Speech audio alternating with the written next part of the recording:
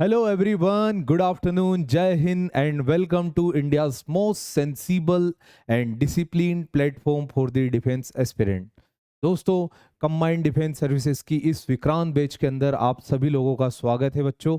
आज के इस सेशन के अंदर हम इंडियन ज्योग्राफी की शुरुआत करेंगे, वो पार्ट जहां से बहुत सारे क्वेश्चंस आते हैं। अगर आपको पता है तो मैंने एक शॉर्ट भी बनाया था यूट्यूब पे इसके ऊपर कि डिफेंस जो होता है उसके अंदर ज्योग्राफी में एनडीए और सीडीएस में क्या चेंजेस होता है। तो सीडीएस के सबसे ज्यादा क्वेश्चंस बेटा यहाँ से आते हैं। कहाँ से आते हैं? इस वाले पार्ट से आते हैं, जिसको हम क्या बोलते हैं, ये हो जाता हमारा विक्रांत बैच के अंदर फिजियोग्राफी ऑफ इंडिया। दोस्तों, अभी तक हमने फिजिकल जियोग्राफी के अंदर जियोमॉर्फोलॉजी मतलब अर्थ साइंस को पूरा लर्न किया है। उसके बाद हमने क्लाइमेटोलॉजी पढ़ी मतलब एटमॉस्फेयर साइंस पूरा लर्न किया है। उसके बाद हमने ओशनोग्राफी पढ़ी मतलब कि ओशन साइंस। इतनी चीजों को कंप्लीट करने के बाद हम आज आए हैं इंडियन जियोग्राफी के ऊपर, यानी physiography of India. What is physiography? सबसे पहला क्वेश्चन हमारे दिमाग में आता है। तो किसी भी फिजिकल फीचर की scientific study is termed as physiography of India. कितने भी फिजिकल फीचर्स होते हैं, उन फिजिकल फीचर्स की जो साइंटिफिक स्टडी होती है उसे हम क्या बोलते हैं बेटा? उसे हम कहते हैं फिजियोग्राफी। ठीक है, जैसे एक माउंटेन है, माउंटेन की पीक्स, माउंटेन के अंदर बने हुए पासेस, इन सब की साइंटिफिक स्टडी कहलाती है फिजियोग्राफी।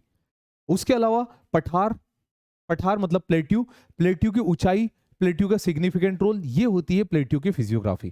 तो आज हम हमारे देश की फिजियोग्राफिक स्टडी इस लेक्चर के अंदर करने वाले हैं। ठीक है, क्या टॉपिक कवर करने वाले? Physiography of India. ठीक है, सबसे पहले फिजियोग्राफी जानने से पहले मैं ये जान लूं मेरे देश, मेरे भारत, मेरे मुल्क की लोकेशन क्या है। क्या है हमारे देश की लोकेशन? तो हमारा जो देश है बेटा, बच्चा, हमारा जो कंट्री है वो कहाँ बना हुआ है? ये हमारी अर्थ है, और अर्थ के अंदर this is, what is this? This is 0 degree equator and this one is 0 degree prime meridian. तो हमारा जो इंडिया है कुछ यहां बना हुआ है। तो मुझे बताओ कौन से क्वाड्रेंट में इंडिया होगा, फटाफट जल्दी से। तो क्या क्वाड्रेंट होगा? ये क्वाड्रेंट होगा हमारा, ये नॉर्थ, ये साउथ, ये ईस्ट और ये वेस्ट। अगर इंडिया यहां है तो मैं क्या बोलूंगा? नॉर्थ ईस्ट क्वाड्रेंट में मेरा देश होगा। ठीक है, तो कैसे पता करें? आओ ऐसे पता करते हैं। ये हो गया हमारा इक्वेटर के नॉर्थ में,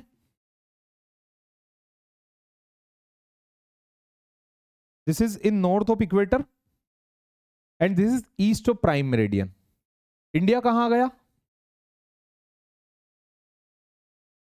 नॉर्थ ईस्ट क्वाड्रेंट के अंदर हमारा देश लाई करता है। ठीक है, समझ में आ गया बेटा? ओके, थोड़ा सा मैं ब्राइटनेस कम कर देता हूं, it will be visible to you.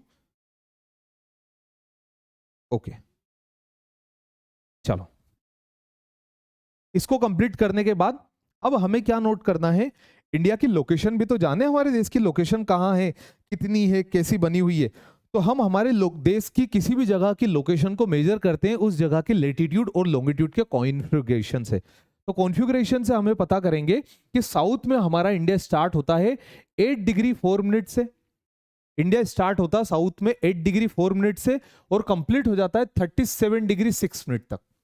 मतलब साउथ में कहां से चालू हुआ? इंडिया मेनलैंड की बात कर रहा हूं दोस्त। तो 8 डिग्री 4 मिनट से स्टार्ट हुआ, 37 डिग्री 6 मिनट तक गया। बट हमारा जो अभी जिस एरिया पर हमारा राइट से जो एरिया आज हमारे पास है वो है 35 डिग्री 39 मिनट नॉर्थ। मतलब इसके बाद की जो 2 डिग्री है वो एरिया पाकिस्तान ऑक्यूपाइड कश्मीर के अंदर आता है, पीओके के अंदर, जिसका ऊपर हमारा आधिपत्य अभी पूर्ण तरीके से नहीं है। Getting my point? और अगर मैं आइलैंड को भी काउंट कर लूं तो हमारे देश की लोकेशन बेटा शुरुआत हो जाती 6 डिग्री 45 मिनट से लेकर के, तो नॉर्थ में 37 डिग्री 6 मिनट तक। ओके, अब लॉन्गिट्यूडनल एक्सटेंशन देख ले अपने देश का। हाँ जी सर, अब देखना ही पड़ेगा, वो तो पढ़ा रहे थे। तो चलो ठीक है, लॉन्गिट्यूडनल एक्सटेंशन की बात करें तो इंडिया स्टार्ट होता वेस्टर्न साइड में 68 डिग्री 7 मिनट ईस्ट से और ईस्टर्न साइड में 97 डिग्री 25 मिनट ईस्ट। सर क्या आपको थोड़ा समझ में आ रहा है? आप ये क्या बोल रहे हो? ये भी ईस्ट है, ये भी ईस्ट है, तो फिर आप इंडिया का वेस्ट क्यों बोल रहे हो? बेटा ये भी ईस्ट वो भी ईस्ट इसलिए क्योंकि इंडिया पूरा ईस्टर्न क्वाड्रेंट में। तो मैं यहां बोलूं कहीं भी बोलूं, वो आएगा पूरा कहां पर? आपका ईस्ट में। तो इसलिए हमारा देश 68 डिग्री 7 मिनट ईस्ट से शुरुआत होती है, जो 97 डिग्री 25 मिनट ईस्ट तक जाता है। अब हमें हमारी कंट्री का एक मीडियन निकालना, एक प्राइम मेरिडियन जो बीच में हो, वो कितना निकलेगा? 97 प्लस 68, दोनों को ऐड कर दो और डिवाइडेड बाय 2 कर दो, इससे मीन निकल जाता। मतलब upper limit plus lower limit divided by number of limit, तो हमारा क्या निकल जाएगा? मीडियन। तो कितना? 68 प्लस 97 को ऐड करेंगे तो ऐड कर दे और डिवाइड करने के बाद यहां पर आएगा हमारा 82 डिग्री 5 मिनट्स। ठीक है, जो हम उसको ऐड करेंगे और फिर जब डिवाइड करेंगे बेटा तो 82 डिग्री 5 मिनट आएगा। आप ना उसको कीजिए, मैंने इसको एबाकस से फटाफट कर लिया है तो आपको थोड़ा वक्त लगेगा, बट जब आप इसको पूर्ण तरीके से करोगे तो it will be the 82 degree and 5 minutes. ठीक है, जो कहां से पास होता है? इट पासेस फ्रॉम मिर्जापुर, जिसे हम क्या बोलते हैं? ग्रीनविच इंडियन मेरिट, मतलब IST Indian standard of time, उसे हम क्या बोलते हैं? इंडियन स्टैंडर्ड ऑफ टाइम इसे हम बोलते हैं। ठीक है बेटा, ओके। अब हमारे देश का एक्सटेंशन भी जान लेते हैं हम, क्या है हमारा देश का एक्सटेंशन। तो नॉर्थ से साउथ की बात करें तो हमारे देश का एक्सटेंशन है कन्याकुमारी साउथ में से लेकर के तो ऊपर इंदिरा कोल तक। कहां से? कन्याकुमारी साउथ में से लेकर के नॉर्थ इंडिया इंदिरा कोल तक हमारे देश का एक्सटेंशन जाता है बेटा 3214 किलोमीटर। मतलब साउथ से लेकर के तो नॉर्थ तक इंडिया का एक्सटेंशन कितना है? Extension 3214 kilometre. वहीं अगर मैं ईस्ट से वेस्ट के एक्सटेंशन की बात करूं तो 2933 किलोमीटर तक का जाएगा। सर इंदिरा कोल क्या है? इंदिरा कोल एक जगह है बेटा लद्दाख के अंदर। कोल क्या होता? कोल इज अ वैली, दो पहाड़ों के बीच का एक इलाका। दो पहाड़ तो माउंटेन हो गए, वो जो बीच का इलाका होता है ना, इसे नॉर्थ में कोल कहा जाता है। तो इंदिरा कोल यहां से लेकर के तो यहां तक इंडिया का एक्सटेंशन है 3214 किलोमीटर का। और ईस्ट से लेकर वेस्ट तक, मतलब अरुणाचल प्रदेश से लेकर के गुजरात तक इंडिया का एक्सटेंशन है 2933 किलोमीटर तक। पूरा एरिया हमारे देश का है 32,87,263 स्क्वायर किलोमीटर, मतलब 32,87,263 किलोमीटर का एरिया है। इसी के साथ साथ हमारा देश विश्व का 7वां सबसे बड़ा देश है और दूसरा सबसे ज्यादा पॉपुलस कंट्री है। तो 7वां सबसे बड़ा देश सबसे पहला कौन सा हो जाएगा? रूस, रसिया, और दूसरा कनाडा। मतलब चाइना पॉपुलेशन वाइज टॉप पर आ जाएगा चाइना और दूसरे पर आ जाएगा भारत। तो India account for 2.4% of total land area. मतलब अगर पूरा वर्ल्ड का एरिया 100 है तो उस 100 का 2.4% एरिया इंडिया अपने अंदर कवर करके रखा हुआ है। गेटिंग माय पॉइंट बेटा? ठीक है, तो this is all about the extension of our country. Let's move ahead. Okay, land fronts की बात करते हैं इंडिया के। लैंड फ्रंट्स का मतलब क्या होता है? लैंड फ्रंट्स का मतलब होता है हमारा देश इतने सारे मुल्क से अटैच्ड है ना, कई हमारे दोस्त है, कुछ हमारे दुश्मन है। तो कितनी बॉर्डर शेयर करता है इंडिया अपने लैंड फ्रंट्स के साथ? तो इंडिया शेयर करता है 15,200 किलोमीटर की बॉर्डर। नोट करो, यहां पर क्या चलेगा? यहां पर चलेगा दादा फैक्ट। फैक्ट कॉन्सेप्ट कहां पढ़ने थे? इतने दिन से जो लेक्चर लिए ना आप लोगों के प्यार में, मैंने 10 लेक्चर, उन सारे 10 लेक्चर के अंदर कॉन्सेप्ट्स थे और यहां पर चलेंगे फैक्ट्स। ठीक है, because Indian geography is a case study, एक पर्टिकुलर रीजन की स्टडी कर रहे हैं हम, है ना। India share its longest border with Bangladesh. आपके दिमाग में क्या आएगा? आपके दिमाग में आएगा या तो हम हमारे पड़ोसी मुल्क पाकिस्तान या फिर पड़ोसी मुल्क चाइना के साथ सबसे ज्यादा बॉर्डर शेयर करते होंगे, but the correct answer is Bangladesh. ठीक है, पाकिस्तान के साथ हम कितनी बॉर्डर शेयर करेंगे? पाकिस्तान के साथ हम जो बॉर्डर शेयर करेंगे उसे हम बोलेंगे LOC, लाइन ऑफ कंट्रोल। और चाइना के साथ जो शेयर करेंगे that is the LAC, line of actual control. ठीक है, okay. So the Tropic of Cancer passes through middle of the country and divide it into 2 latitudinal half. ये question पूछा गया है। ऐसी कौन सी लैटिट्यूड है जो हमारे देश को 2 बराबर भाग में लगभग बांटती है? अप्रोक्स। तो that latitude is your latitude is Tropic of Cancer बच्चा। ठीक है, यहां पर सारी कंट्रीज का लैंड फ्रंट्स मेंशन है, किसके साथ हम कितनी बॉर्डर शेयर करते हैं। बांग्लादेश के साथ हम 4096 किलोमीटर की बॉर्डर शेयर करते हैं। क्यों? क्योंकि उस बांग्लादेश को पूरा हमने वेस्ट, ईस्ट, नॉर्थ, इतनी तरफ से हमने बांग्लादेश को कवर करके रखा हुआ है, इसलिए हमारा देश सबसे ज्यादा उसका भूभाग टच करता है बांग्लादेश के साथ। इसके बाद दूसरा आता है चाइना। तो भारत का ये वाला इलाका है ना बेटा, कौन सा वाला इलाका सर? ये वाला ये हमारा कंट्री, ये कश्मीर हो गया, तो यहां से ये वाला जो एरिया है ये भारत शेयर करता है चाइना के साथ, मतलब इंडिया का नॉर्दर्न पार्ट शेयर करता है वो चाइना के साथ, जिसमें नेपाल भी आता है, पाकिस्तान के साथ शेयर करता है 3323 किलोमीटर का, जो कि वेस्ट कोस्ट में आता है। सबसे ज्यादा शेयर करता है पाकिस्तान राजस्थान के साथ, ठीक है, गुजरात के साथ बॉर्डर शेयर करता है, वहीं वो बॉर्डर शेयर करता है पंजाब के साथ, ठीक है। तो इस वाले रीजन के साथ पाकिस्तान अपनी बॉर्डर शेयर करता है। नेपाल की बात करें तो नेपाल कहां आता है? नेपाल इंडिया के नॉर्दर्न पार्ट में आता है। बिहार के नॉर्थ में आपको बिहार और उत्तर प्रदेश के नॉर्थ में आपको नेपाल और भूटान जैसे देश देखने को मिलेंगे। भारत का जो उत्तर पूर्वी भाग है, 7 बहन 7 सिस्टर्स जो है, तो उन 7 सिस्टर्स वाले एरिया अपनी बॉर्डर टच करता है म्यांमार के साथ। म्यांमार जहां से कई बार घुसपैठी है हमारे देश के अंदर घुसे थे, जिसको हमारे देश की आर्म्ड फोर्सेस ने मुंह तोड़ जवाब दिया था, जिसके अंदर आप भी आगे ज्वाइन करने वाले हो। भूटान की बात करें तो भूटान हमारे देश के साथ बॉर्डर शेयर करता है, लैंडलॉक्ड है पूरा। उसके बाद अफगानिस्तान भी हमारे देश के साथ बॉर्डर शेयर करता, अगर पाक ऑक्युपाइड कश्मीर हमारा हिस्सा रहे तो 106 किलोमीटर की डुरंड लाइन हम शेयर करते हैं अफगानिस्तान के साथ। तो टोटल मिला के 15,000 किलोमीटर की बॉर्डर है हमारी पड़ोसी मुल्क के साथ। इस 15,000 किलोमीटर की बॉर्डर के बाद अब हम बात करते हैं लैंड एरिया की, सी एरिया की। ये दिखाई दे रहा है आपको, ये है तट।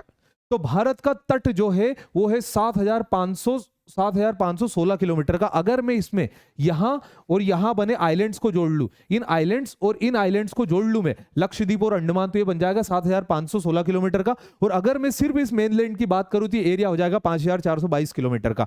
इतना एरिया हमारे देश का है जो समंदर से अपनी बॉर्डर टच करता है, जिसको प्रोटेक्ट करने के लिए आप ज्वाइन करोगे इंडियन नेवल एकेडमी, ठीक है, अजीम अल्लाह, उसको आप ज्वाइन करोगे। साथ ही साथ कोस्ट गार्ड भी इसी को प्रोटेक्ट करते हैं। भारत सरकार ने यहां पर बने हुए सारे पोर्ट्स को प्रिजर्व करने के लिए, वहां की रक्षा के लिए, और साथ ही साथ वहां से माल ट्रांसपोर्ट को एक से दूसरी जगह भेजने के लिए एक प्रोजेक्ट चलाया था, जिसका नाम था सागरमाला। सागरमाला एक सागर में गार्लैंड की तरह काम करता है, जो इन सारी चीजों को जोड़ता है। वहीं जो लैंडमास है, जो लैंड एरिया, लैंड फ्रंट्स, उनको कनेक्ट करने के लिए भारत सरकार ने बनाया था भारतमाला प्रोजेक्ट। ये दोनों ही क्वेश्चन नेशनल डिफेंस एकेडमी और कंबाइंड डिफेंस सर्विसेज के अंदर पूछे गए हैं, ठीक है बेटा। तो ये था कोस्टल लाइन की बात, हम आगे करेंगे जब हम कोस्टल एरिया को इंडिया के अंदर डिस्कस करेंगे, ठीक है। ओके, तो फिजियोग्राफी यहां से शुरू होती है हमारे देश की।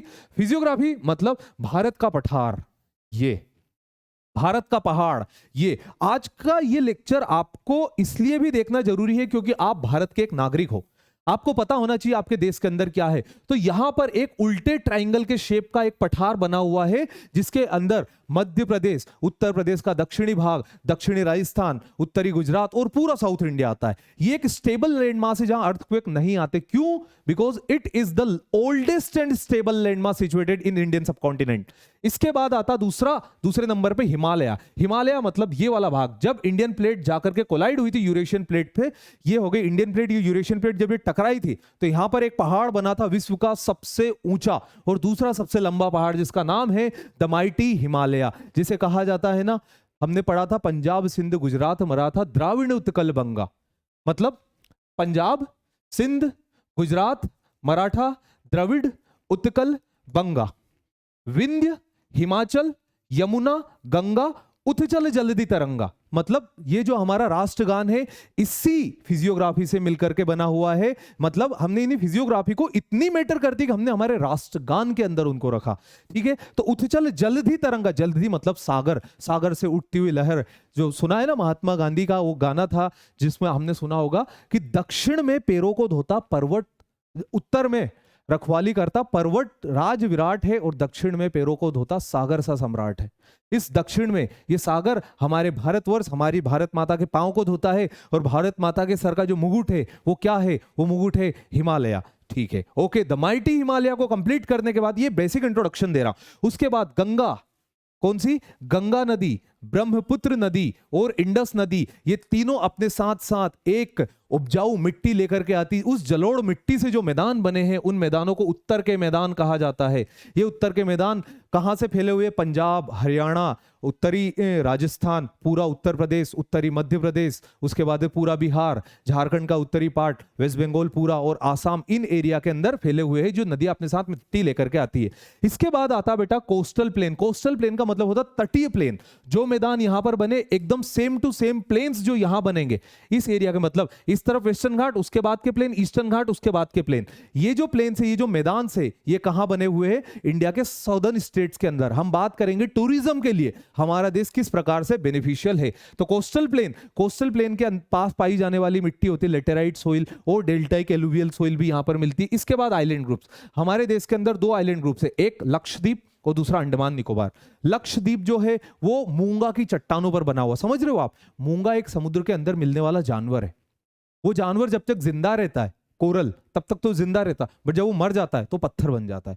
तो उसी पत्थर इकट्ठा होने से एक आइलैंड बना जिसका नाम है लक्षद्वीप, जो हमारे देश की सबसे छोटी यूनियन टेरिटरी है, जिसकी राजधानी कांवर थी। इसके बाद आपने नाम सुना होगा काला पानी की जेल, कांदा पानी की जेल, आपने जानते हो ना, काला पानी की जेल को आज तक किसने तोड़ा? अजय देवगन ने। कयामत मूवी देखी आपने? वो लड़की बहुत याद आती, उसमें अजय देवगन जो होता है तोड़ के आ जाता है। बिल्कुल नहीं दोस्तों, इसको तोड़ा गया था वीर सावरकर के द्वारा। उन्होंने इस काला पानी की जेल को अंग्रेजों के सामने तोड़ करके वापस हमारे देश के अंदर आए थे। तो काला पानी की जेल पोर्ट ब्लेयर कहां पर है? अंडमान एंड निकोबार आइलैंड के अंदर। तो इन सारी चीजों को हम इस लेक्चर के अंदर deep detail with their significant uses पढ़ने वाले हैं। अब प्रायद्वीपीय पठार मतलब पेनिनसुलर इंडिया की बात करें, पेनिनसुलर इंडिया का बेटा शेप जो होता है, आप उधर स्लाइड में देखते जाना, मैं यहां पढ़ाता जा रहा हूं, है ना, आपको सारे पॉइंट्स नोट होते जाएंगे। ये है हमारा पेनिनसुलर इंडिया, जो कि एक उल्टे ट्राइंगल के शेप का हमें दिखाई देता है। ईस्ट में इसकी बात करूं तो यहां पर ये राजमहल की पहाड़ियों से टच्ड है, बॉर्डर्ड है। कहां पर है राजमहल? झारखंड के अंदर। और वेस्ट में रण ऑफ कच्छ, रण आपने देखा होगा, लाल, वो मूवी देखी लाल इश्क, जिसमें क्या नाम होता है शगुन सर उस मूवी का? रामलीला मूवी, रणवीर सिंह की, उसमें जो रण में सोया रहता है ना, वो है ये रण ऑफ कच्छ। ठीक है, तो रण ऑफ कच्छ वेस्ट में, और ईस्ट में राजमहल की पहाड़ी, और यहां पर ये इस तरह से फ्लैंक करता। साउथ की बात करें तो साउथ में इसका एक्सेस बनता है कहां पर? आपका कन्याकुमारी पर। तो ऐसे तो आपको नहीं समझ में आने वाला सर, परेशान मत करो, कुछ ढंग से बताओ तो हम सुने। चलो ढंग से बता देते हैं, गुस्सा मत करो। ये हो गया इन्वर्टेड ट्राइंगल, ठीक। ये लिखो रण ऑफ कच्छ, इधर लिखो राजमहल, ये फ्लैंक्ड बाय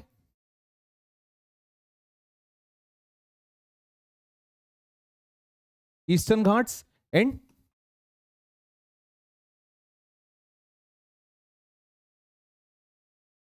और दोनों जहां आकर के मिलते, दिस इज द एक्स, और ये होती है आपकी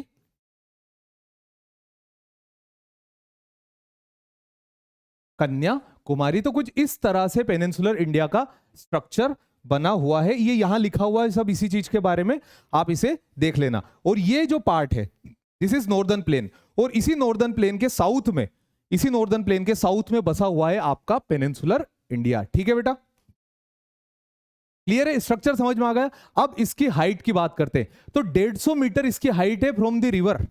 जो नदियां इसके अंदर बहती है, जैसे नर्मदा, कृष्णा, कावेरी, गोदावरी, गंडकी, वो गंडकी इसके अंदर नहीं बहती, तो इसके अंदर जो नदी बहती है उससे, उसके बेस से इसकी हाइट है 150 मीटर की, और समुद्र की सतह से इसकी हाइट है 600 से 900 मीटर ऊंचा। ठीक है, समुद्र की सतह, जैसे आप कहीं जाते होंगे रेलवे स्टेशन, जैसे मैं बताता हूं, इंदौर जंक्शन पर मैं उतरता हूं तो वहां लिखा रहता पीले बोर्ड पर, समुद्र की सतह से 563 मीटर की ऊंचाई पर बना हुआ है इंदौर जंक्शन।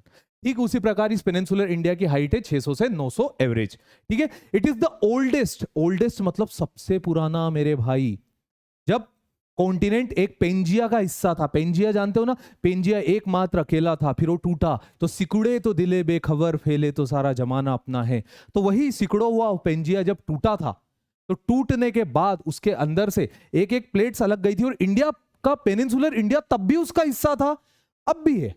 ठीक है, okay, so it's elevation from west to east, पश्चिम से इसका एलिवेशन इस तरफ है। कैसे पता चला सर? आप कैसे बोल रहे हो कि इस तरफ से इसका एलिवेशन इस तरफ है? इसलिए क्योंकि जितनी भी नदियां सब ऐसे ही बहती है, पानी जिधर ढोलेंगे, जिधर पानी जाएगा मुझे पता चल जाएगा उसका ढाल किधर है। तो इस पेनिनसुलर इंडिया ये ऐसा है, ऐसा। ठीक है, तो नदियों का पानी इस तरफ इससे जाता है।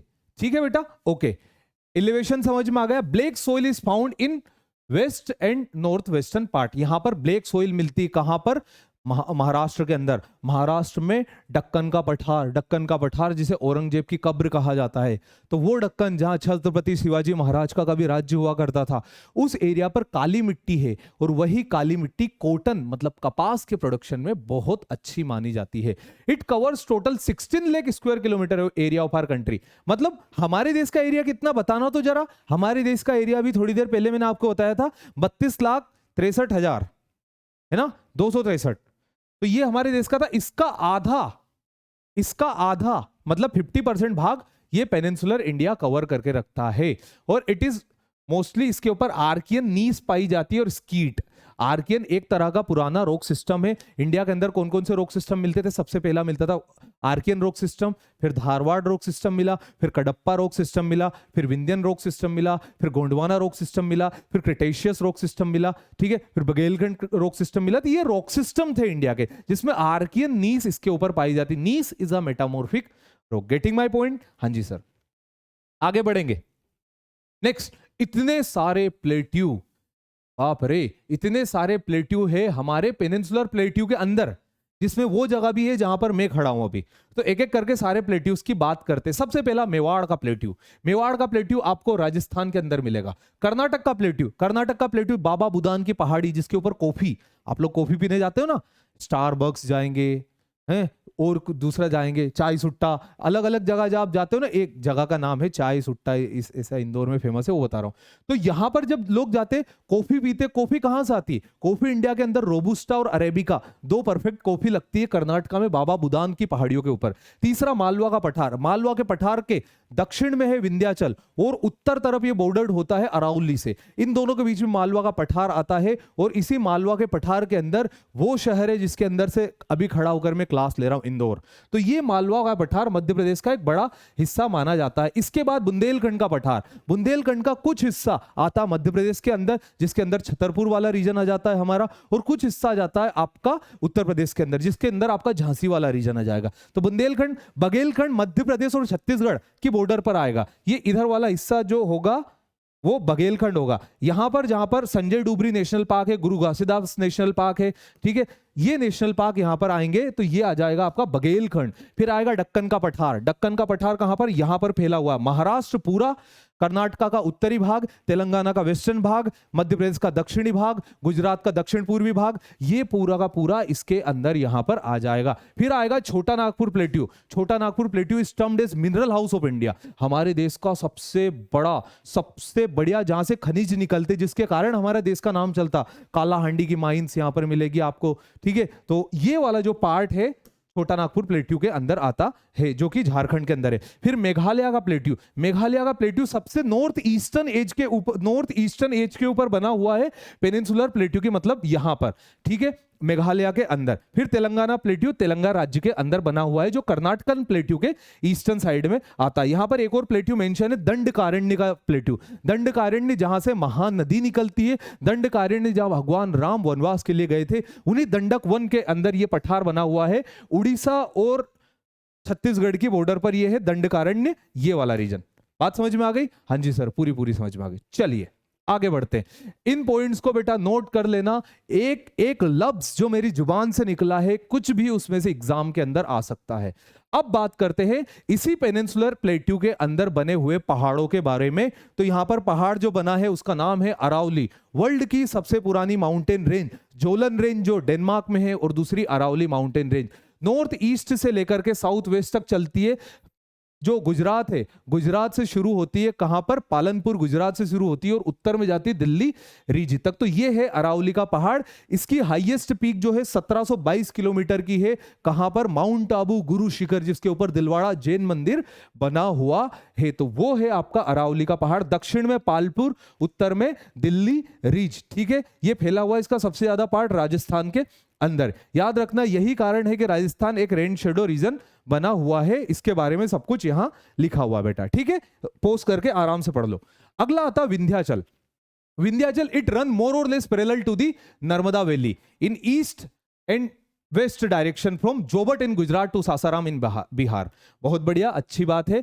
तो ये है आपका विंध्याचल कहां से शुरू होता है? विंध्याचल शुरू होता है आपका गुजरात से और जाता कहां तक है? बिहार तक। कहां? जो इसके नीचे, विंध्याचल के नीचे वाला जो भाग है ये है आपकी नर्मदा वैली। तो इसी नर्मदा वैली के उत्तर में विंध्याचल है और विंध्याचल के उत्तर में है मालवा का पठार। विंध्याचल की हाईएस्ट पीक की बात की जाए तो विंध्याचल की हाईएस्ट पीक जानापाव है और दूसरी है सद्भावना शिखर। सद्भावना शिखर दमोह के अंदर है, जानापाव इंदौर के अंदर है। ये दो पिक्स इसकी मानी जाती है। जनरल एलिवेशन की देखें, मतलब इसकी नॉर्मल हाइट कितनी होगी, तो नॉर्मल इसकी हाइट है बता 300 से 650 मीटर की। इसे होस्ट कहते हैं।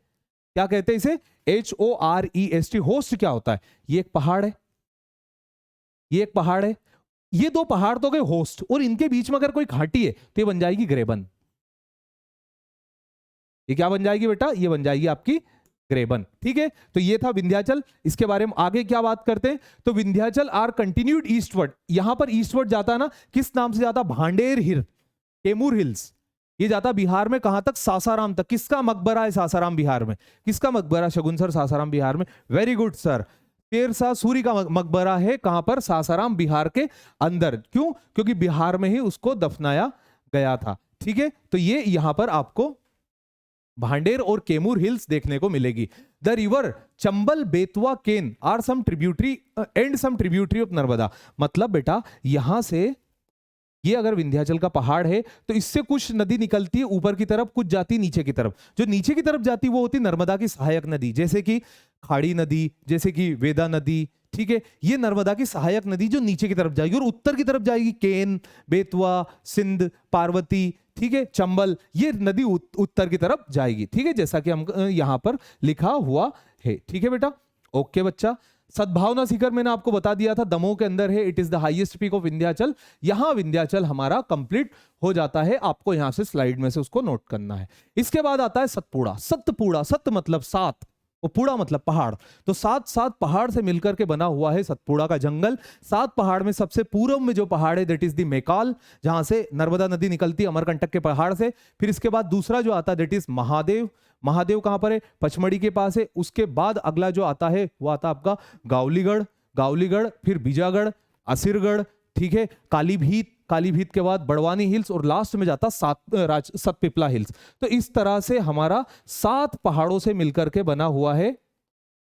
दक्षिण में मध्य प्रदेश और महाराष्ट्र दोनों के बीच में ट्रांजिशनल जोन, इसका नाम है सतपुड़ा का पहाड़। It run east to east and west direction. ठीक है, कहां से? नर्मदा के साउथ से ये पहाड़ दिखाई देता है। इसकी हाईएस्ट पीक है धूपगढ़। धूपगढ़ कहां पर है? पचमढ़ी के अंदर। पचमढ़ी के अंदर अगर आप कभी विजिट किए हो तो पचमढ़ी को कहा जाता the queen of Satpura and the only hill station of Madhya Pradesh. Pachmarhi एक ऐसी जगह बेटा जहां पर कई लोग जाना चाहते हैं और जा नहीं पाते हैं। साथ ही साथ पचमढ़ी एक ऐसी जगह है, पचमढ़ी के अंदर क्या है सीन कि अगर आप गर्मी में भी जाओगे ना तो आपको तापमान 23 डिग्री से लेकर के 22 डिग्री तक मिलेगा, और ठंड में भी जाओगे तो आपको तापमान 1 डिग्री से 2 डिग्री तक मिलेगा। मतलब हिल स्टेशन, प्रॉपर ठंड इस जगह पर आपको देखने को मिलेगी। अमरकंटक एक अनादर इंपॉर्टेंट पीक है, इसी के अंदर जो आती है 1127 मीटर, नहीं फीट है, ये 1127 मीटर हो जाएगा तो धूपगढ़ के कंपटीशन में आ जाएगा। तो इट इज 1127 फीट, जहां से नर्मदा नदी निकलती है और पश्चिम की तरफ बहते हुए अपने जल को खत्म करती है गल्फ ऑफ खंबात के अंदर। तो ये है सतपुड़ा। इन्हीं सतपुड़ा के जंगलों के ऊपर भवानी प्रसाद मिश्र जी ने कहा हुआ है कि 7 पहाड़ वाले, गरज और दहाड़ वाले, शेर वाले, बाघ वाले, कम से कम कने ये जंगल, अगम गति से पड़े ये जंगल, धसो इनमें धस सको तो धस न पाती हवा जिनमें, घुसो इनमें घुस सको तो घुस न पाती हवा जिनमें, ये घिनौने घले जंगल, सतपुड़ा के घने जंगल। इसी के अंदर मिलने वाली आदिवासी है जिसका नाम है गोंड। तो गोंडों के बारे में भवानी प्रसाद मिश्र जी कहते हैं कि इन वनों के खूब भीतर, इन वन मतलब सतपुड़ा, तो सतपुड़ा के जंगलों में इन वनों के खूब भीतर 4 मुर्गे 4 तीतर पाल कर निश्चिंत बैठे विजय वन के बीच बैठे। विजय वन ऐसा वन जिसे कभी जीता ना जा सके, एकदम ऐसा बहुत घनघोर वन। तो 4 मुर्गे 4 तीतर पाल कर निश्चिंत बैठे विजय वन पे बीच बैठे, झोपड़ी पर फूस डाले, झोपड़ी पर घास डाले। तो झोपड़ी पर फूस डाले गोंड तगड़े गोंड काले, जबकि होली पास आती सरसराती घास गाती, मत महुए से लिपटती, मत महुए से लिपटती मुदिद उतिद सी बास आती। महुआ मतलब जिसे एक एनर्जेटिक ड्रिंक बनती है, जिसको आदिवासी पीते। तो इनके घरों के पास से आप निकलोगे ना, आप कभी जाना सतपुड़ा में, इनके घरों के पास से निकलोगे ना, तो आपको वो बास भी लग सकती है, आपको खुशबू भी लग सकती है, डिपेंड्स ऑन यू कि आप कैसे हैं। तो ये सतपुड़ा के जंगल के अंदर ये आदिवासी हमें देखने को मिलेंगे। Getting my point? Yes sir. फिर बात करते हैं बहुत खतरनाक पहाड़ के बारे में जिसका नाम है वेस्टर्न घाट। वेस्टर्न घाट फिर ईस्टर्न घाट, ये दो पहाड़ है हमारे इंडिया के अंदर जो पाए जाते हैं, इनके बारे में अब हम डिस्कस करेंगे। इसको कंप्लीट करने के बाद बात कर लेते हैं वेस्टर्न घाट और ईस्टर्न घाट की। क्यों? क्योंकि वेस्टर्न घाट पेनिनसुलर इंडिया की पश्चिमी भुजा है और ईस्टर्न घाट पेनिनसुलर इंडिया की पूर्वी भुजा है। तो इन दोनों फ्लैंक्स के बारे में पढ़ते हैं। Run from Tapi in the north, north में तापी से शुरू होता है और दक्षिण में जाता है नीलगिरी तक। एक लाइन बनाता हूं, ये अगर पेनिनसुलर इंडिया है तो यहां पर ताप्ती नदी से शुरू हुआ और गया कहां तक? नीलगिरी तक। Western Ghats are steeper in the west and gentle and slopy in the east. मतलब जो वेस्टर्न घाट है कुछ इस तरह के बने हुए, मतलब वेस्टर्न साइड ये कैसे? स्टीप। और ईस्टर्न साइड वेस्टर्न घाट कैसे है? जेंटल। इंडिया के ईस्टर्न साइड में, वेस्टर्न घाट के ईस्टर्न साइड में कुछ नदियां बहती है तो उन्होंने इनको इरोड कर दिए, तो ईस्टर्न साइड में जेंटल है और वेस्टर्न साइड में स्टीपर है। क्या? हमारे Western Ghat. This range is also known as Sahyadri. इसे सह्याद्री एक संस्कृत शब्द है जिसका मतलब होता है हंड्रेड्स ऑफ माउंटेन। तो सह्याद्री के नाम इसे दिया जाता है, जिसको दो पार्ट में डिवाइड किया गया है बच्चा, north Sahyadri and south Sahyadri. मतलब ये नॉर्थ सह्याद्री और ये साउथ सह्याद्री। नॉर्थ सह्याद्री की हाईएस्ट पीक होगी कालसुवाई और साउथ सह्याद्री की हाईएस्ट पीक होगी कुद्रेमुख। क्या हो गई? Highest peak Kudremukh. नोट करो इसे, ठीक है? पीक का हाइट नोट करो, मैं पानी पी लेता हूं।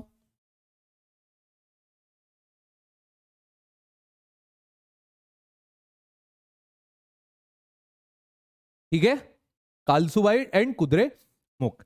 इसके बाद Nilgiri is a physiographic not. Not का मतलब होता है गठान, एक ऐसा पॉइंट जहां दो पहाड़ आकर के मिले। तो इस तरफ तो आपका क्या हो जाएगा बेटा? ये है हमारा पेनिनसुलर इंडिया, इसकी हाईएस्ट पीक हो गई कालसुबाई,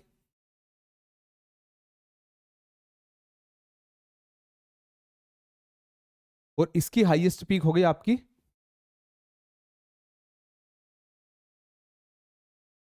कुद्रेमुख। ये वाला पॉइंट इसको बोलते हैं नॉट, ठीक है? यहां पर ईस्टर्न घाट हो जाएंगे। तो जहां वेस्टर्न घाट और ईस्टर्न घाट आकर के मिलते हैं, तमिलनाडु में इस जगह को कहा जाता नीलगिरी। नीलगिरी मतलब ब्लू माउंटेन, नील। नील जो पहले कभी बचपन में कपड़ों को आपने देते हुए देखा होगा, कपड़ों के अंदर नील मिलाते थे, वही नीलगिरी। तो नील मतलब ब्लू, तो ये ब्लू माउंटेन नीलगिरी जिसकी हाईएस्ट पीक है डोढ़ा बेटा।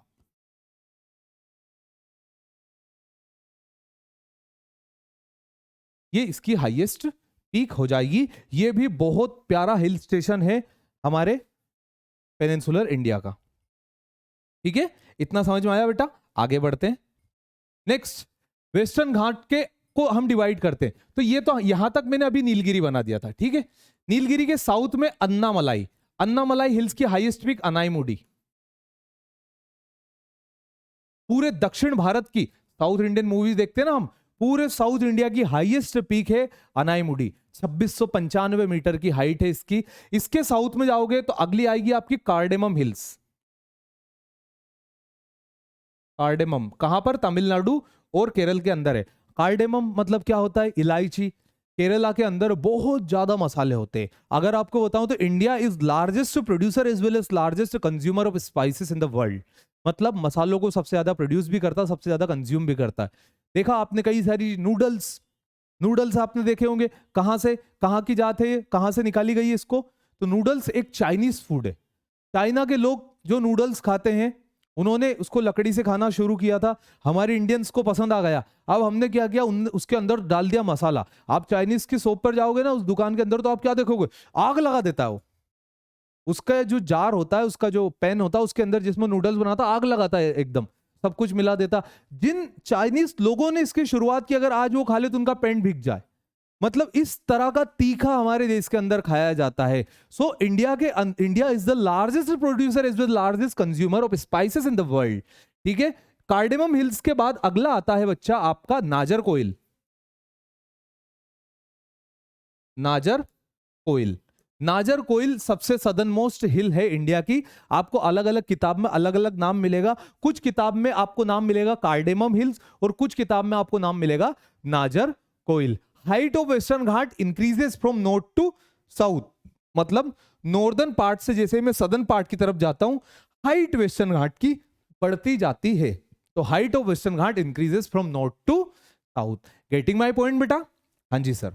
आगे बढ़ते, passes of Western Ghat very important for combined defence services. Lots of question was being asked from this particular slide कि ये जो है किस किस को कनेक्ट करता है। तो थाल घाट, थाल घाट कहां पर है? वेस्टर्न घाट के अंदर है। नॉर्दर्न पार्ट में आपको थाल घाट देखने को मिलेगा, जिसे कसारा घाट भी कहते हैं। AB road Agra Bombay road के ऊपर है, इसे एक हॉन्टेड घाट भी कहा जाता है। तो कसारा घाट नासिक को मुंबई से कनेक्ट करता है, मतलब जो जहां से गोदावरी रिवर निकलती त्र्यंबकेश्वर, तो त्र्यंबकेश्वर ज्योतिर्लिंग को मुंबई मेन सिटी के साथ कनेक्ट करता है। फिर आता भोर घाट, जो मुंबई को पुणे से जोड़ता है। मुंबई पुणे एक्सप्रेसवे के ऊपर बना हुआ है ये भोर घाट। और ये जो भोर घाट है, इसे भोर घाट को मालसेज और नैने घाट भी कहते हैं। इसे क्या कहते हैं?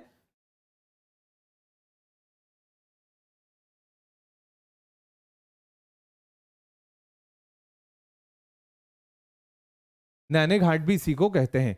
फिर आता पाल घाट। पाल घाट आता आपका केरल के अंदर, जो कनेक्ट करता है कोच्चि को चेन्नई से, याद रखना इसको, कोच्चि को चेन्नई से कनेक्ट करता पाल घाट। और लास्ट में आता सेनकोटा घाट, जो मैंने अभी ये हिल बताई थी ना, नागरकोइल और कार्डेमम, इन दोनों के बीच में जो पास आता है उसे हम बोलते हैं आपका कौन सा? सेनकोटा घाट, जो कनेक्ट करता है तिरुवनंतपुरम को मदुरई के साथ। तो तिरुवनंतपुरम कहां पर है? केरल के अंदर। मदुरई कहां है? तमिलनाडु के अंदर। इन दोनों को आपस में ये घाट कनेक्ट करता है। ईस्टर्न घाट की बात करें बेटा, तो Eastern Ghat, this mountain extend from Orissa in the north. अब इधर की बात कर लेते हैं। तो Orissa in the north to Nilgiri in the south. Tamil Nadu में वो जगह नीलगिरी जहां पर ये आकर के मर्ज हो जाती है। तो Orissa in the north to Nilgiri in the south. It run parallel to the eastern coast of India. They have been much eroded than the western ghat. Western ghat अगर इतने ऊंचे हैं तो ईस्टर्न घाट इतने ऊंचे क्यों? क्योंकि यहां पर जितनी भी नदी है वेस्टर्न घाट से निकलती है, वो ईस्टर्न घाट की तरफ पानी लेकर के आती है, इन्हें इरोड कर देती, इन्हें खत्म कर देती, इसलिए इनकी हाइट कंपेरेटिवली कम है। The highest peak of eastern ghat is Jindhagada peak. इसको इसकी हाईएस्ट पीक कहा जाता है। साथ ही साथ महेंद्रगिरी को भी हाईएस्ट पीक माना जाता है ईस्टर्न घाट की। ठीक है बेटा? ओके, तो ईस्टर्न घाट, वेस्टर्न घाट क्लियर हो गए हमारा। ये देखिए, ये आपके है वेस्टर्न घाट। ये जो झरने हैं, इस जगह का नाम है राजमाची, जहां का मैंने फोटोग्राफ यहां पर पुट किया है।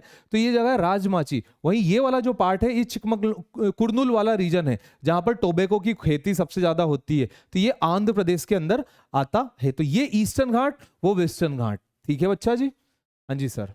ठीक है, ये घाट का मैंने आपको वो तो बता ही दिया है। ठीक है, जो पासेस अभी मैंने आपको बताए थे। ठीक है, ईस्टर्न घाट भी बता दिया।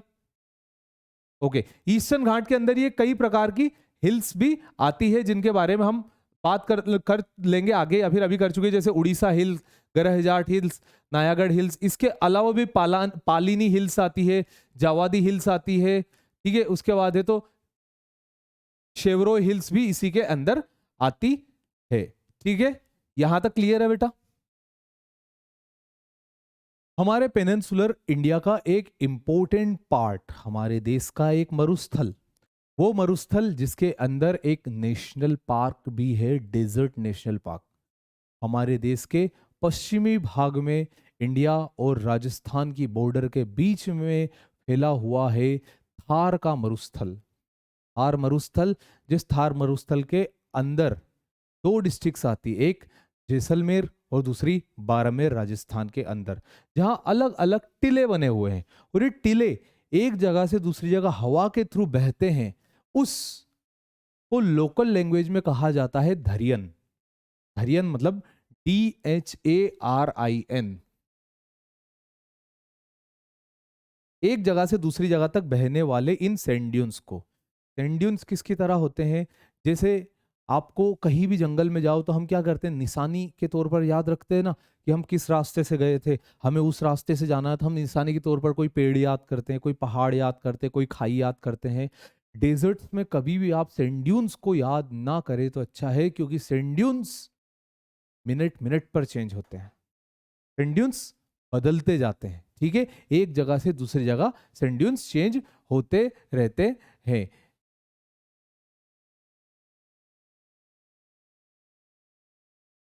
ओके, तो जो ग्रेट प्लेन है इंडिया का, ग्रेट प्लेन के अंदर जो ग्रेट प्लेन है इंडिया का, ये हमारे देश का लगभग 2000 किलोमीटर स्क्वायर का एरिया कवर करके रखते हैं। इंडिया का सबसे बड़ा डेजर्ट जो थार डेजर्ट है, ये विश्व का 17वां सबसे बड़ा डेजर्ट है। विश्व का सबसे बड़ा डेजर्ट कौन सा बेटा, सहारा डेजर्ट है। सहारा डेजर्ट के अलावा कई सारे डेजर्ट है, जैसे आटाकामा डेजर्ट है, पेटागोनियन डेजर्ट है।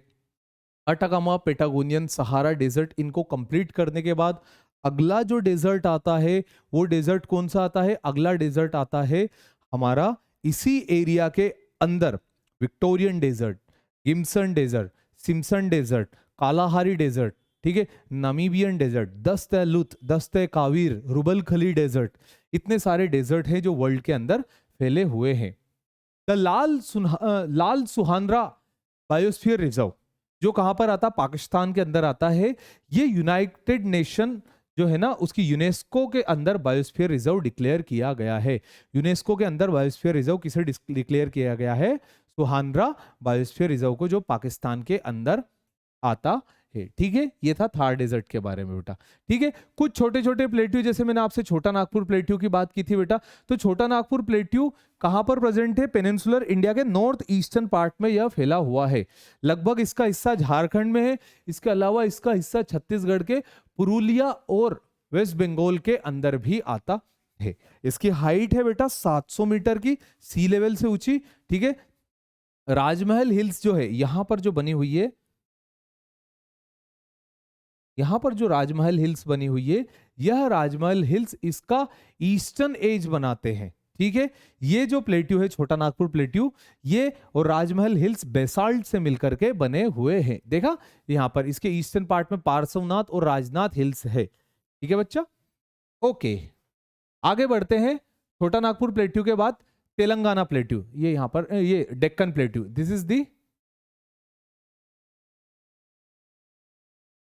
डेक्कन प्लेट्यू। तो डेक्कन प्लेट्यू इंडिया के सदर्न पार्ट में है, जो वेस्टर्न घाट और ईस्टर्न घाट के बीच में आता है। ये देख रहे हो, this is the western ghat and this is the eastern ghat. इन दोनों के बीच का ये जो पार्ट है बेटा, इसे डेक्कन प्लेट्यू कहते हैं।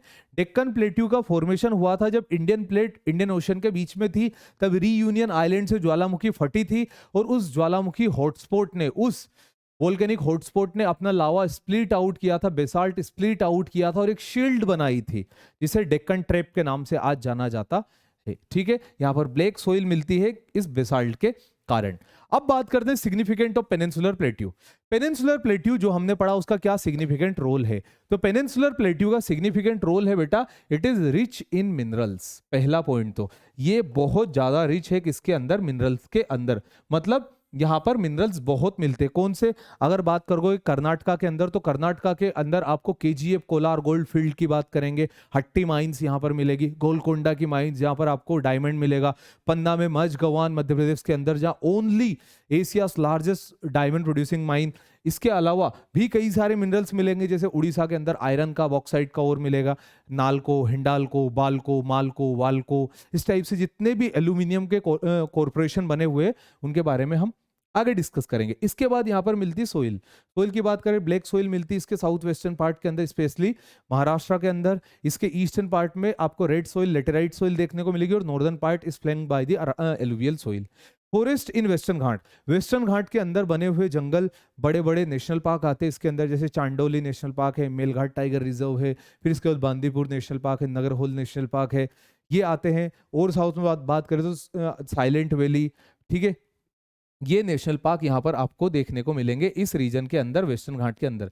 इसके ईस्टर्न पार्ट में भी कई सारे नेशनल पार्क आते हैं जो कि आगे इन जंगलों को बहुत ज्यादा ऊंचाइयों पर लेकर के जाते हैं। इसके बाद आती नंबर ऑफ हिल्स। इस रीजन के अंदर बहुत सारी हिल स्टेशन है जो घूमने के लिए बहुत बढ़िया है, जैसे लोनावला, कंडाला, फिर उसके बाद है तो महाबलेश्वर, कोडेकोनाल, ओट्टी, ठीक है, और त्र्यंबकेश्वर, पचमढ़ी, है ना। तो कई सारी की सारी हिल्स यहाँ पर बनी हुई, रिवर्स, बहुत सारी नदियां जैसे गोदावरी, कृष्णा, कावेरी, महानदी, नर्मदा, तापी, माही, इस तरह की प्रमुख नदियां इस रीजन से निकलती है। हिल्स फॉर द क्रॉप, मैंने आपको बताई कई सारी हिल्स के ऊपर क्रॉप्स लगाई जाती है। जैसे कर्नाटका के अंदर हमने बात की थी बाबा बुदान हिल्स की, जहाँ कॉफी का कल्टीवेशन होता। मध्य प्रदेश में कुकरू खामला में प्रोडक्शन होता है चाय का। इस तरह से यहाँ पर केस क्रॉप भी लगाई जाती है हिल्स के ऊपर। तो ये इस वेस्टर्न घाट का सिग्निफिकेंट रोल माना जाता है। आई थिंक बेटा ये आप सभी लोगों को समझ में आ गया होगा। ओके, चलिए आगे बात करते हैं द ग्रेट ग्रेट हिमालय के बारे में। हिमालय विश्व का सबसे ऊंचा पहाड़ है, विश्व का सबसे ऊंचा पहाड़ है, जिसकी सबसे ऊंची पहाड़ी का नाम है माउंट एवरेस्ट या फिर सागर मठ, जो हिमालय के अंदर आती है। तो Himalaya is the young fold mountain, Himalaya is the young fold mountain, this is the highest mountain range of the world. ये विश्व की बहुत ऊंची माउंटेन रेंज है, हाईएस्ट माउंटेन रेंज है, ठीक है, जिसका नाम माउंट एवरेस्ट सागरमठ मैंने आपको बता दिया है। इसके बाद आता है Himalaya, it is formed by the collision of Indian plate and Eurasian plates. This is the Indian plate and this is the Eurasian plate. इन दोनों के कोलिजन पर बीच बाउंड्री पर बना हुआ है हिमालय। हिमालय कुछ इस टाइप का बना हुआ है बेटा, ये ऐसा। वेस्टर्न साइड में हिमालय की विड्थ ज्यादा है और ईस्टर्न साइड में हिमालय की हाइट ज्यादा है। वेस्टर्न साइड में हिमालय की विड्थ ज्यादा है और ईस्टर्न साइड में हिमालय की हाइट ज्यादा है। Height of Himalaya increases from west to east. जो हाइट है हिमालय की वो वेस्टर्न साइड से ईस्टर्न साइड की तरफ इंक्रीज होती है। वही विड्थ की बात करें तो ईस्टर्न साइड हिमालय की विड्थ है 150 किलोमीटर, मतलब ये यहां से यहां तक जो है बेटा ये है आपका 150 किलोमीटर, और यहां पर बात की जाए तो ये हो जाएगा आपका 400 किलोमीटर। वेस्टर्न साइड जो है वो 400 किलोमीटर की है और ईस्टर्न साइड जो है हिमालय की वो कितने किलोमीटर की है, वो 150 किलोमीटर की है। गेटिंग माय पॉइंट, ठीक है। So this is about the Himalaya. इसके बाद मूवमेंट की बात कर ले इंडियन प्लेट के, तो इंडियन प्लेट 50 मिलियन साल पहले कहां थी, इंडियन ओशन के अंदर थी। फिर ये टूट टूट कर नॉर्थवर्ड नॉर्थवर्ड नॉर्थवर्ड जाती गई और at the end of the day it collide with the Eurasian plate. ये किससे कोलाइड हुई, यूरेशियन प्लेट से कोलाइड हुई। तो जहां ये यूरेशियन प्लेट से कोलाइड हुई उसी बाउंड्री पर, उसी बॉर्डर पर बच्चा हिमालय का फॉर्मेशन हुआ है। कौन सी बॉर्डर, कौन सी बाउंड्री के ऊपर, जहां इंडियन प्लेट और यूरेशियन प्लेट आपस में एक दूसरे के साथ कोलाइड हुई है, ठीक है। हिमालय का लेटिट्यूडनल डिवीजन देख लेते। तो हिमालय के लेटिट्यूडनल डिवीजन को देखने के लिए सबसे ऊंचा पार्ट है हिमाद्री, और सबसे पहला क्या है, हिमाद्री और ग्रेटर हिमालय। दूसरा आ जाएगा लेसर हिमालय जो टुकड़ों में बना है। तीसरा आ जाएगा आउटर हिमालय जिसे हम शिवालिक भी कहते हैं, और यहां पर आ जाएगा ट्रांस हिमालय। कौन सा हिमालय बेटा, ट्रांस हिमालय। तो लेटिट्यूडनली इस तरह से हिमालय का डिवीजन इन 4 पार्ट्स में होगा। ट्रांस हिमालय को हम 33 हिमालय भी बोलते हैं।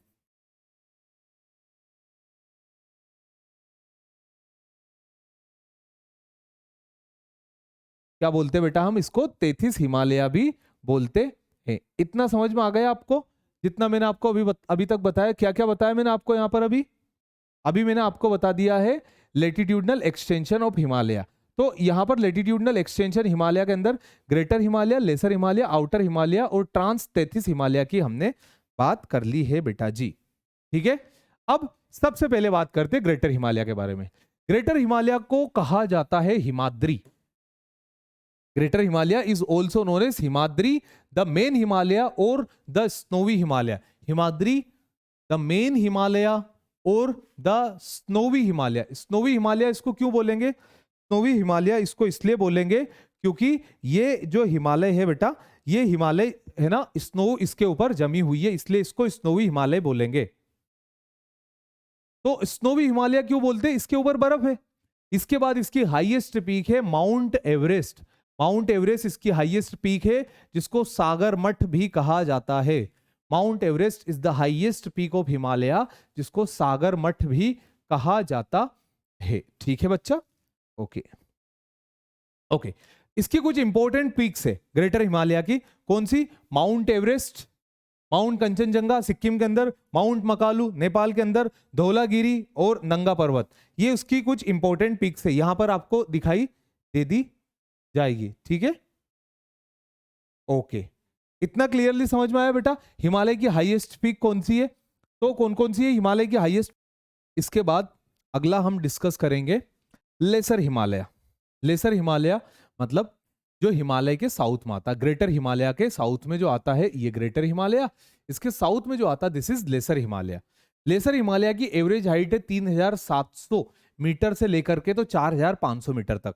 मतलब 3700 मीटर से लेकर के 4500 मीटर तक की हाइट पर इतना बनाओ, बहुत ज्यादा ऊंचा नहीं। ग्रेटर हिमालय जो है वो 8000 प्लस है, लेसर हिमालय है 3700 से 4500 मीटर तक। It is discontinuous mountain range. क्यों? क्योंकि यहां से जो रिवर्स आ रही है उसने इसको तोड़ दिया, पहला तो, और दूसरा हिमालय का जो प्रेशर था दोनों प्लेट का, उस प्लेट का जो जॉइंट प्रेशर था वो कम ज्यादा होने के कारण यहां पर ब्रेक्स लग चुके थे। ठीक है? इसलिए it is a discontinuous mountain range. ठीक है? Ranges of lesser Himalaya. Lesser Himalaya के अंदर कौन कौन सी माउंटेन रेंज आती है? तो पीर पंजाल, धौलाधार, नाग तिब्बा और महाभारता, इतनी रेंज इसके अंदर आती। पीर पंजाल, धौलाधार, नाग तिब्बा और महाभारता, ये रेंज इसके अंदर हमें दिखाई देती है। इसके बाद सबसे बाद में आता है लेसर हिमालय के अंदर, ये वाला पॉइंट तो हमने डिस्कस कर लिया। नेक्स्ट आता है Shivalik. It is situated in south of lesser Himalaya. Shivalik जो है it is situated in south of lesser Himalaya, मतलब ग्रेटर हिमालय, लेसर हिमालय और शिवालिक। तो it is the newest part of Himalaya. Himalaya का ये सबसे न्यूएस्ट पार्ट है बेटा, जिसकी हाइट मात्र 600 से लेकर के 1500 मीटर तक की है। हाइट बहुत ज्यादा नहीं इसकी। Valley in Shivalik is Duns and Duars. यहां पर जो वैली बनती है शिवालिक के अंदर, इनको दून्स और द्वार बोलते हैं। वेस्ट में इनको दून्स बोलते हैं, ईस्ट में इनको द्वार बोलते हैं। जैसे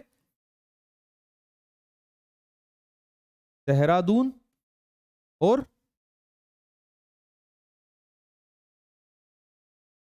हरिद्वार, देहरादून और Haridwar. It is formed by the deposition. ये डिपोजिशन के कारण बना हुआ है। कौन सा? जो नदियां यहां से निकली थी, हिमालय को काट के आई थी, उन नदियों ने अपने डिपोजिशन से इसको बनाया है। किसको? आपके सबसे बाद वाले पार्ट को, जिसका नाम हम क्या बोलते हैं? जिसे हम बोलते हैं हमारा शिवालिक। ठीक है? अब कौन कौन सी लाइन से जो हिमालय के बीच में आती है बेटा, ध्यान से सुनना। Main central thrust, MCT। Thrust मतलब क्या होता? दबाव। Between the greater Himalaya and lesser Himalaya. ये ग्रेटर हिमालय है, ये लेसर हिमालय है, और इन दोनों के बीच में ये जो लाइन बनी है ना बेटा, ये इन दोनों के बीच में जो लाइन बनी हुई है ना, इसे बोलते हैं MCT, मेन सेंट्रल थ्रस्ट। इसे क्या बोलते हैं? MCT, main central thrust. इसके बाद आता है आपका ग्रेटर हिमालय के बाद लेसर हिमालय, और लेसर हिमालय के बाद आता है शिवालिक। तो शिवालिक और लेसर हिमालय के बीच में जो बनी हुई है दैट इज MBT, मतलब मेन बाउंड्री थ्रस्ट, इसके बाद बनी हुई है। ठीक है? तो MCT, MBT, ये दो लाइंस है जो कि दोनों हिमालय के बीच में बनी हुई है। ठीक है? इंपॉर्टेंट पासेस की बात कर लेते हैं हिमालय के अंदर। तो ये पासेस आपको सारे लर्न तो नहीं करना, बट कुछ कुछ इंपॉर्टेंट पासेस मैं आपको बता दे रहा हूं जो आपको पीपीटी के अंदर दिख जाएंगे। ठीक है बेटा? जैसे यहां पर है दिहांग पास, पीडीएफ के अंदर आपको दिख जाएंगे। दिहांग पास को लर्न करना हमें अरुणाचल प्रदेश में, जहां से कौन सी नदी आती है? ब्रह्मपुत्र नदी आती है। इसके बाद आता है बोमडीला पास। बोमडीला पास कहां आता? अरुणाचल प्रदेश में, इनको देखना है। फिर नाथूला, कहां पर? सिक्किम। फिर जेलेपला, जेलेपला कहां पर है? ये भी सिक्किम के अंदर आता है। अब हम आते हैं उत्तराखंड के अंदर। तो उत्तराखंड के अंदर लीपू लेक, ये भी एक पास का नाम है। नीति पास, ये कुछ इस टाइप का है। फिर माना पास, इन तीनों को याद रखना है। कौन सा? MNL, माना पास, नीपू पास और नीति पास और लीपू लेक, ये तीनों आते हैं। फिर आते हैं हम अगला स्टेट हिमाचल प्रदेश के अंदर। तो हिमाचल प्रदेश के अंदर कौन कौन से पास आते हैं? चांगला, चांगला पास को याद रखना हमें इंपॉर्टेंटली। इसके बाद हमें जो दूसरा पास याद रखना वो है शिपकिला। कौन सा? शिपकिला पास। शिपकिला पास के बाद अगला हमने जो लर्न करना वो है रोहतांग पास। तो ये पासेस है जो यहां पर हमें देखने को मिलेंगे। और एक और पास जो कश्मीर और हिमाचल प्रदेश के लगभग बॉर्डर पर है, जिसका नाम है बारालाचा पास। तो बारालाचा पास के बारे में भी हमको यहां पर लर्न करना है। ठीक है, इसके बाद कश्मीर की बात करें, जहां पर सबसे ज्यादा पासेस देखने को मिलेंगे। यहां पर कौन कौन से देखे? हिमाचल प्रदेश में बारालाचा पास देखा, बारालाचा के बाद रोहतांग, रोहतांग के बाद शिपकिला। अब कश्मीर की बात करें तो बनिहाल पास। कौन सा? बनिहाल पास। बनिहाल पास के बाद पीर पंजाल पास, बनिहाल पास, बनिहाल के पास पीर पंजाल पास, पीर पंजाल के पास बुर्जिल पास। कौन सा? बुर्जिल पास। पीर पंजाल, पीर पंजाल के पास बुर्जिल पास, बुर्जिल पास के बाद जोजिला पास। याद रखो, बुर्जिल के पास जोजिला पास। पहला बनिहाल, पीर पंजाल, जोजिला, बुर्जिल पास, पेंसिला। कौन सा? पेंसिला पास। अगला पास कौन सा जाएगा? पेंसिला पास आ जाएगा। पेंसिला पास के बाद आपका आ जाएगा खारदुंगला, खारदुंगला पास। उसके बाद अखील पास, अहिल के पास मिंटाका। ये कुछ इंपॉर्टेंट पास है जो कि कश्मीर के अंदर है। इन पासेस को आपको याद रखना है बेटा जी। ठीक है बच्चा? ओके। इसके बाद आता है हिमालय का लॉन्गिट्यूडनल डिवीजन, मतलब ईस्ट टू वेस्ट हिमालय को हमने किस किस पार्ट में बांटा है। तो सबसे वेस्टर्न साइड से, सबसे ईस्टर्न साइड से बात करते हैं। पहला आता है हमारा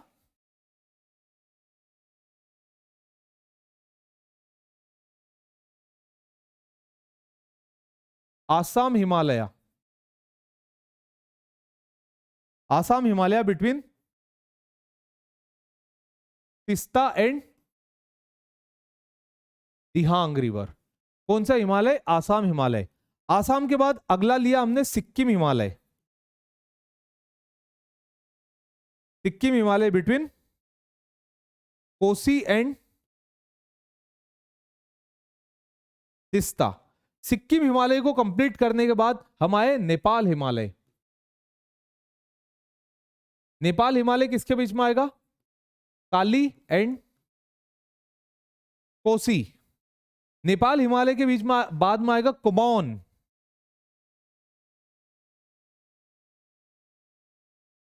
कुमाऊन हिमालय आपका आएगा सतलज और काली के बीच में। कुमाऊन हिमालय कहां आएगा? सतलज और काली के बीच में। और फिर आएगा पंजाब हिमालय। पंजाब हिमालय आएगा इंडस और सतलज के बीच में। कहां पर आएगा पंजाब हिमालय? इंडस और सतलज के बीच में। यहां लिख देता हूं,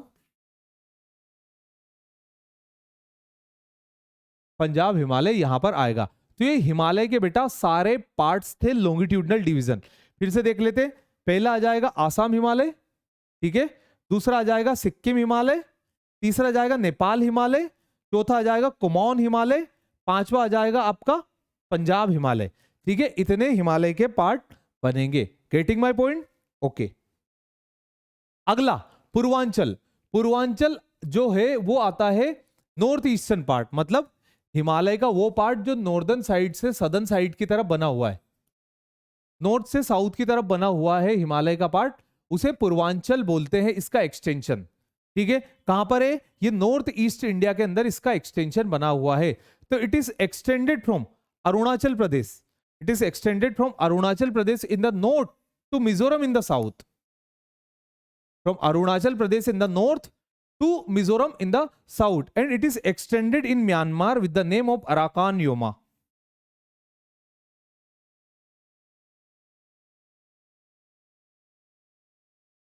म्यांमार के अंदर इसे अराकान योमा के नाम से जानते हैं बेटा। म्यांमार के अंदर इसे अराकान योमा के नाम से जानते हैं। किसके नाम से? अराकान योमा के नाम से इसे म्यांमार में जानते हैं। ठीक है, अब सिग्निफिकेंट की बात कर लेते हैं हिमालय के। तो हिमालय का सबसे पहला सिग्निफिकेंट क्लाइमेटिक इन्फ्लुएंस। एक तो ये हमारे मॉनसून को बाहर नहीं जाने देता, रोक लेता, और दूसरा साइबेरिया से कोल्ड जो ब्लीजार्ड आती है उस ब्लीजार्ड को इधर एंटर नहीं करने देता साउथ में। तो क्लाइमेटिकली ये बहुत ज्यादा हमें बचाता है। दूसरा डिफेंस, हम हमारे देश में दो तरफ दुश्मनों से घिरे हुए, एक तरफ पाकिस्तान और एक तरफ चाइना। तो चाइना से हमको बहुत सारी जगह हिमालय बचाता है। इवन वर्ल्ड की हाईएस्ट बैटलफील्ड जो सियाचिन है वो हिमालय के ऊपर बनी हुई है। ठीक है, सोर्स ऑफ रिवर, बहुत सारी नदियों का सोर्स ऑफ रिवर। तो सोर्स ऑफ रिवर में गंगा नदी, ब्रह्मपुत्र नदी, ठीक है, ब्रह्मपुत्र तो नॉर्थ से आती, पर गंगा नदी, गंगा की सारी ट्रिब्यूटरीज, इंडस की बहुत सारी ट्रिब्यूटरीज हिमालय से आती है। फिर इसके बाद fertile soil of northern plains. Northern plains के अंदर क्या है? नॉर्दर्न प्लेन्स जो है इंडिया के, वहां पर है एलुवियल सोइल।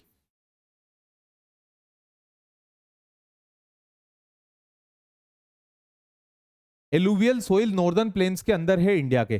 तो इंडिया के नॉर्दर्न प्लेन्स के अंदर जो एलुवियल सोइल है वो कहां से आई है? वो एलुवियल सोइल इंडिया के अंदर आई है हिमालय के अंदर से रिवर के इरोजन के कारण। यहां पर कई सारे डैम्स बने हैं जो हाइड्रो इलेक्ट्रिसिटी जनरेट करते हैं।